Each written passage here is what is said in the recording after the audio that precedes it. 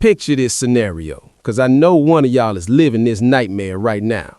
You're chilling, driving to work, maybe bumping some tunes, feeling like you got a little motion. Then, bam, you hit a pothole the size of a crater. Your tire goes flat instantly. Now your heart drops into your stomach. You know a new tire is maybe $150, but you check your bank account and you got exactly $12.43 until next Friday. So what do? You do the donut of shame. You put on that tiny, goofy spare tire that looks like a bicycle wheel, and you tell yourself, I'll fix it next week. You ignore the warning sticker that says don't drive over 50 miles. You push it. 2 weeks go by. Because you didn't have that $150, that donut tire blows out on the highway. Now you spinning, you swerving, and you smash into a guardrail. Now you need a tow truck. That's $200. The rim is bent. That's $300. The alignment is cooked. That's another $150. And because you missed your shift at the warehouse, you lost a whole day's pay. That initial inability to pay $150 has now spiraled into a $1,000 catastrophe. This ain't just bad luck, fam. This is a mathematical trap designed to keep you dusty. It is the suffocating cost of being broke. My name is Big Frank, and I spend way too much time thinking about the invisible equations that keep y'all stuck running on a hamster wheel like a smooth-brained rodent. If you feel like you're working harder every year, but your bank account looks like it's on a diet, hit that subscribe button right now. Don't be a crash dummy. Lock in. Because today we ain't talking about Bitcoin or how to flip NFTs like a clown. We are talking about something way more scary. We are talking about why being broke is actually the most expensive luxury subscription you can have. Here's the thing about money that most of these TikTok financial gurus get completely wrong. They sit there in they rented suits looking goofy, telling you that wealth is just a result of discipline and being broke is because you have bad habits. They say things like, if you just cancel Netflix and stop eating avocado toast, you'll be a millionaire by Tuesday. Stop the cap. That advice is pure garbage. It ignores a fundamental economic reality called the broke boy tax. There's this theory that explains the wealth gap better than any economist with a fancy degree. Let's break it down with something simple. A winter coat. Take two dudes. One has bread, one is broke. The rich homie drops $300 on a high-quality, heavy-duty parka. That joint is stitched right, waterproof, and lasts him 10 years. He's warm, he's dry, and he ain't thinking about coats for a decade. The broke homie, he doesn't have $300. He only has $40. So he buys a cheap, flimsy jacket from a fast fashion rack. It looks okay for a week, but the zipper busts after 2 months, and the stuffing falls out by January. So next winter, he has to spend another $40, and the year after that, another $40. Over that same 10-year period, the broke man has spent $400 on trash jackets, more than the rich man spent once. And guess what? He was still freezing the whole time. The rich man is warm, comfortable, and technically saved money. This is the math of being poor. You are forced to pay a premium just because you lack the capital to buy quality. You might be thinking, okay, Frank, that's a sad story about jackets, but what does that have to do with me in 2026? Open your eyes, young blood. This trap is everywhere. Let's talk about the grocery gang. It sounds ridiculous, but look at laundry detergent. If you got $40 to spare, you go to the wholesale club and buy that massive 5-gallon bucket of detergent. The cost per load is pennies. You are set for 6 months. But if you're living paycheck to paycheck, you don't have $40 to lock up in soap inventory. You got $5. So you go to the corner bodega and buy the tiny bottle. The cost per load is triple. You are literally paying 3 times more for the exact same soap just because you couldn't afford the buck price. This is the poverty premium. It applies to rice, diapers, toothpaste, everything. The math says that if you are broke, your personal inflation rate is higher than a millionaire's because you are perpetually locked out of the buck discount. You are paying retail for survival while they pay wholesale for comfort. Make it make sense. Then it gets darker than just paying extra for soap, fam. Let's talk about the biggest op in the room, the banking system. And this is where I get tight, because the system is designed to glaze the rich and crush the poor.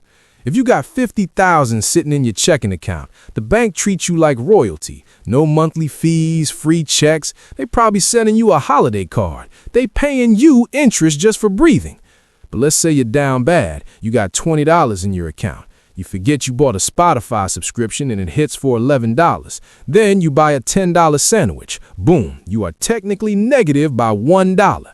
Does the bank say, "Hey cousin, looks like you slipped up, we got you"? No, they hit you with a $35 overdraft fee. Think about how nasty that is. You basically borrowed $1 for a day and they charged you $35 for it. That's an interest rate of 3,500%. If Pookie down the street tried to charge you that kind of interest, the feds would kick his door down. But when a bank does it, it's just policy. The rich get paid interest, the poor pay interest. It is a wealth transfer from the bottom to the top disguised as a service fee. And I know what some of you keyboard warriors are going to say. Just don't spend money you don't have, Frank. Theoretically, sure, but you're ignoring the psychology.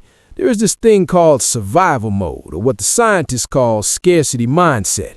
Studies show that when you are legitimately stressed about money, when you don't know if lights are staying on next week, your functional IQ actually drops by about 13 points. That's the equivalent of staying awake for 24 hours straight. Your brain is so consumed with immediate survival that you physically lose the capacity to make smart long-term decisions. This is why people who are broke make decisions that look goofy to outsiders. They take the payday loan with 400% interest. They buy the scratch-off ticket. They grab the fast food instead of cooking rice and beans. It's not because they're dumb. It's because their cognitive RAM is maxed out just trying to survive the day. You're trying to run high-level software on a computer that's overheating. The rich man doesn't just save money on the winter coat. He saves the mental energy of not freezing to death. He can use that brain power to invest, learn a skill, or start a business. The poor man is stuck in a loop of constant low-level panic.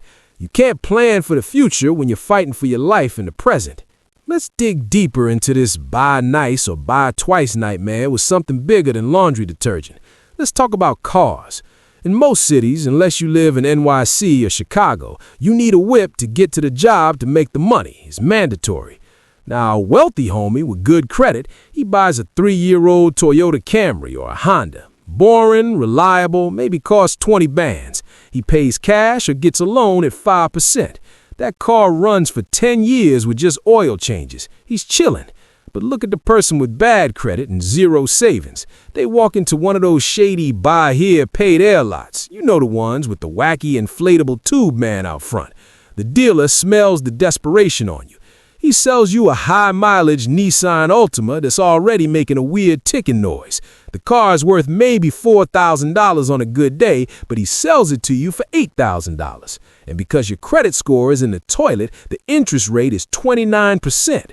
If you do the math, over the life of that loan, you might pay $15,000 for a car that was barely worth 4 stacks. And here's the kicker. That lemon is going to blow a transmission before you even make payment number 12. So now you're walking to the bus stop while still paying a monthly note on a dead car. That is the definition of a financial crash out. You aren't just paying for the car, you're paying a risk premium because society decided you're risky. And the only way to stop being risky is to have money, which you can't save because you're paying the premium. It's a cycle designed to keep you cooked. And don't even get me started on housing.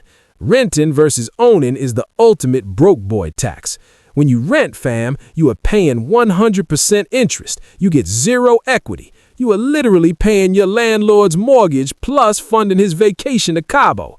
But to buy a house, you need a down payment, 10, maybe 20,000. But if you're paying 50% of your paycheck to a landlord because rent is sky high, you can never save up the down payment. You're trapped paying $2,000 a month for an apartment you would cost you $1,200 a month if you own the mortgage. The rich man buys the house, lowers his monthly bills, and gains an asset. The poor man pays more monthly for a box they will never own. It is expensive to be poor because you are renting your entire existence. You are renting your shelter, you are renting your money through credit card interest, you are renting your stability, and the landlord always collects. So this is where it gets really interesting and honestly a little scary. There is a hidden tax on your time as well. Think about the laundromat. If you got a washer and dryer in your crib, doing laundry takes 5 minutes of actual work. You throw the clothes in, push a button, and go watch TV. Easy.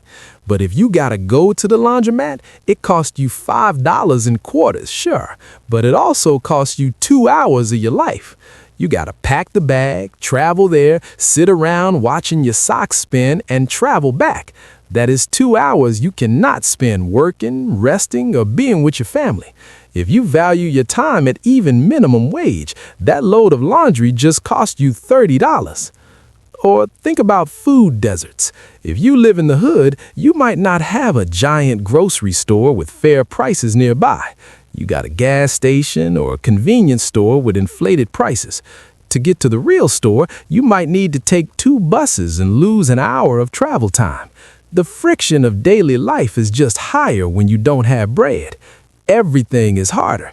Everything takes longer. And since time is money, poverty is literally stealing your future earning potential by wasting your present hours. Now, I can hear y'all in the comments already. Damn, Frank, this is depressing. You telling me the system is rigged and I'm screwed because I can't afford the nice coat? And look, I get it. It is depressing. But understanding the math is the only way to break the equation. Most people ignore this because it hurts to look at, but you have to look at the numbers to find the exit door.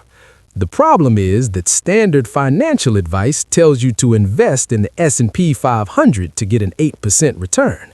But if you are broke, the best investment you can make isn't the stock market, it's escaping the penalties. If you have credit card debt at 25% interest, paying that off is a guaranteed 25% return on your money. Warren Buffett can't even promise you that.